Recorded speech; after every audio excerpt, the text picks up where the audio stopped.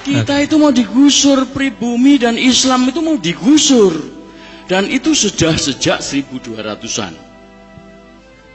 1200-an itu sudah ada. 1200 apa nih? Tahun 1200. Oh, tahun 1200. Jadi sejak Kertanegara, sejak dikirimnya Mengci, lalu dipotong telinganya sama Kertanegara, itu indikasi Cina mau menjarah Indonesia, mau menguasai Indonesia, itu Nusantara itu sudah ada. Bagaimana Raden Wijaya menggempur mereka 40.000 pasukan Tartar, gabungan Cina sama Mongol, ketika mau setelah itu mendirikan Majapahit, itu sudah ada. Jadi ini semua itu adalah rekayasa. Dan rekayasa itu kembali sebelumnya lah.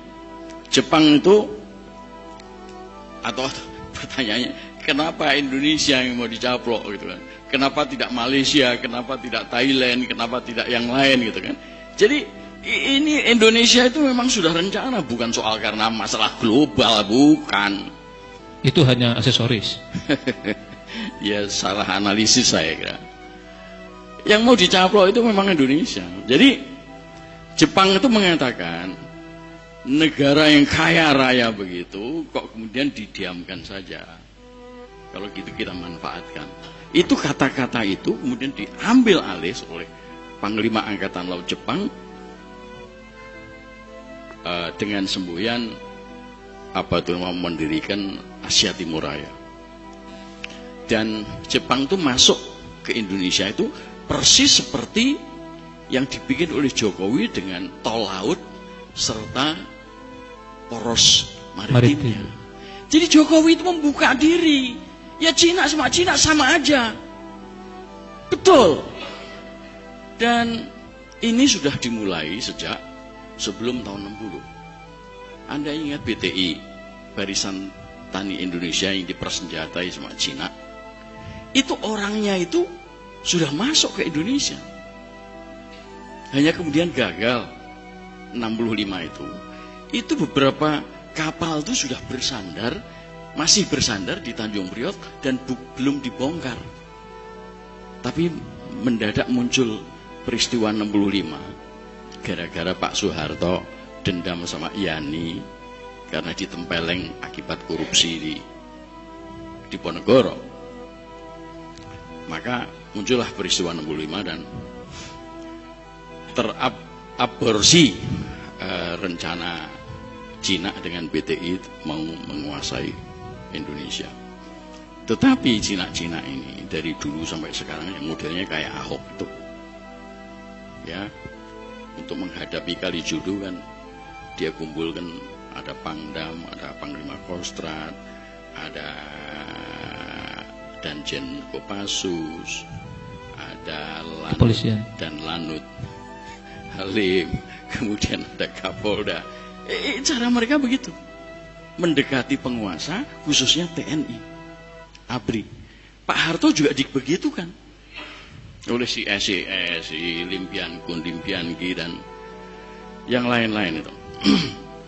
Dan rencana mereka memang jelas, mau menggusur pribumi dan Islam, mau menjadikan Indonesia jadi Singapura. Itu sudah jelas. Apa yang mereka lakukan sekarang ini persis dengan apa yang dilakukan oleh Israel di Palestina. Persis, menguasai industri, menguasai ekonomi. Habis itu menguasai wilayah. Dan Jawa Barat itu, kenapa ada kereta api cepat dan lain sebagainya? Itu karena Jawa Barat itu orang-orang Sunda. Itu suku Sunda itu nomor 2 di Indonesia. Nomor pertama adalah Jawa. Nah, Cina ini pengen menjadi nomor 2-nya. Jadi Jawa Barat harus dihabisi dulu, dikuasai dulu. Dan kereta api cepat itu merupakan tonggak sejarah hegemoni Cina di Indonesia. Dan itu tanahnya sudah disiapkan semua. Cikarang, ya,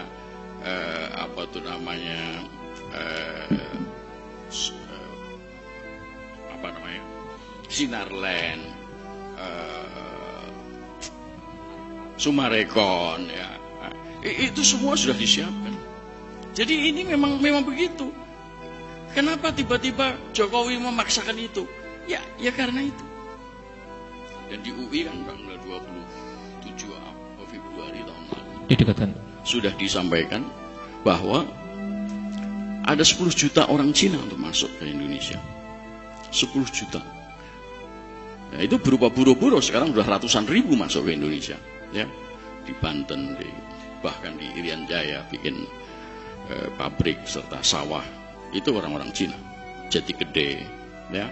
Dan itu Sumedang, Majalengka sampai ke Kuningan itu sudah disiapkan dengan industrial estate. Si siapa namanya? Anaknya Mohtar itu Jim Sriadi sudah menggalang dana untuk membuat pangkalan udara di Majalengka serta peti kemas di Cirebon. Ya, itu semua rekayasa, bukan sekedar rencana. Jokowi itu rencana, termasuk rencana. Kenapa Jokowi? Ya artinya begini.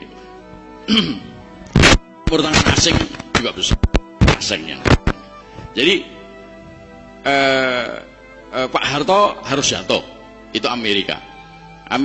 Bill Clinton datang ke Indonesia 94, minta tolong sama Jim Sriadi supaya Pak Harto digulingkan.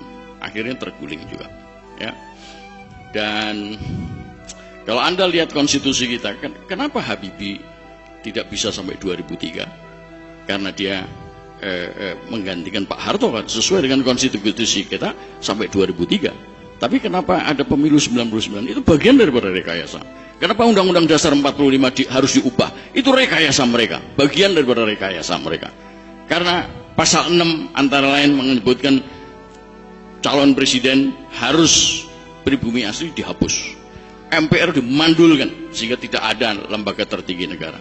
Ya, pasal 33 diubah sehingga menjadi kapitalis neoliberalis.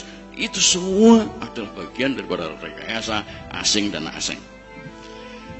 Megawati ketika menjual Jokowi, ya, dari Juanda, Surabaya menuju ke Manila, ketemu John Kerry, ya, lalu berangkat ke Beijing ketemu sama Xi Jinping, lalu berangkat ke Washington bersama-sama dengan Yusuf Kala yang sedang umroh dipanggil ke sana.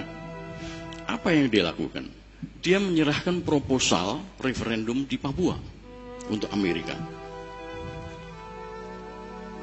Itu kira-kira bulan Agustus. Bulan September ada konferensi di Melbourne, Australia.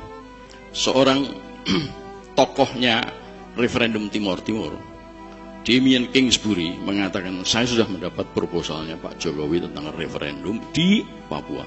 Artinya apa? Sama seperti Timor Timur, begitu ada referendum, begitu Papua hilang. Lalu Bappenas didanai sama Amerika, membuat master plan percepatan ekonomi Indonesia, ya, MP3EI, ya. Dan kenapa Indonesia dibagi menjadi 6, ya, 6 koridor, ya. Lalu muncullah rumor. Karena apa? 6 wilayah itu mirip dengan 6 wilayah Yugoslavia yang kemudian sama Bros Tito disatukan menjadi Yugoslavia. Sekarang dipecah lagi menjadi 6, ya, antara lain lewat perang Bosnia, Herzegovina dan Serbia, pecah menjadi 6. Nah, muncullah istilah balkanisasi. Indonesia juga begitu, kebetulan juga 6 juga, ya kan? Nah, rumornya mengatakan bahwa Papua sama Maluku untuk Amerika, kemudian Sumatera Jawa untuk Cina. Rumor atau skenario, Pak? Saya kira kalau itu diucapkan oleh Hendro Priyono, kemudian kemungkinan besar menjadi nyata itu, ya. Kalimantan sama Inggris, Sulawesi menjadi Perancis dan Kanada. Kanada ini adalah negara pertama yang menjanjikan dana IGGI pada tahun 67 ketika Pak Harto menyusun tim Sultan ke Jenewa dan membentuk IGGI. lalu Nusa Tenggara Barat, Nusa Tenggara Timur dan Bali itu Australia dan New Zealand. Jadi udah lengkap kira-kira. Tidak berarti mesti harus mereka itu menjadi negara-negara tersendiri yang lalu dikuasai mereka, bukan. Kemungkinan ya seperti Jakarta itu semuanya dikendalikan oleh si Ahok, ya kan? Nanti adalah pengendali protektorat semacam itu, ya. Katanya kan Papua Nugini itu merdeka, ternyata enggak kan? Dia di bawah protektorat Australia dan Amerika. Jadi semacam itu. Pak Bintang. Ya. Menurut Bapak, Cina-Cina ini kalau begitu harus diapain, Pak? Harus diusir. Oh iya harus diusir. Kalau kita tahu sejak zaman Belanda Cina itu gede kepala karena dia menjadi warga negara kelas 2 setelah Belanda, ya kan? Dan Indonesia ini bersama Arab dan lain sebagainya, ya, India. Melayu itu memang kelas kambing. Nah, itu masih mau dibawa sampai sekarang. Jadi mereka itu memang merasa mempunyai kelas yang lebih tinggi dari kita. Itu orang Cina datang mengatakan, Pak, memang Cina itu begitu. Dia itu awalnya nyewa kamar di rumah kita, tapi lama-lama rumah kita menjadi milik mereka. Itu seperti itu. Itu bagian daripada rekayasa, bagian daripada perilaku Cina. Satu lagi, Pak. Kalau Cina itu masuk Islam gimana, Pak? Kenapa? Kalau Cina itu masuk Islam? Pura-pura. Iya kan? Baik. Jokowi kan pura-pura juga tuh. Awalnya kan diketahui sama para wartawan, kok ngambil air wudhunya kok salah gitu kan. Terus kemudian ketemu di Jombang atau siapa dengan Khofifah mengatakan, Mbak Khofifah aja yang menjadi imam. Ini kan pura-pura. Iya. Baik, jadi, Pak Bintang. Terima kasih. Terpaksa saya cut dulu. Tambahan. Tambahan. Ini memang bahaya besar. Bahaya besar. Dan kita harus merdeka, memerdekakan Indonesia dari mereka supaya jangan jadi Palestina kayak di sama Israel. Baik. Takbir. Ya, ini luar biasa, khasnya Pak Bintang masih ada. Saya mau tanya tapi sebelum tanya sudah dijawab duluan. Yeah!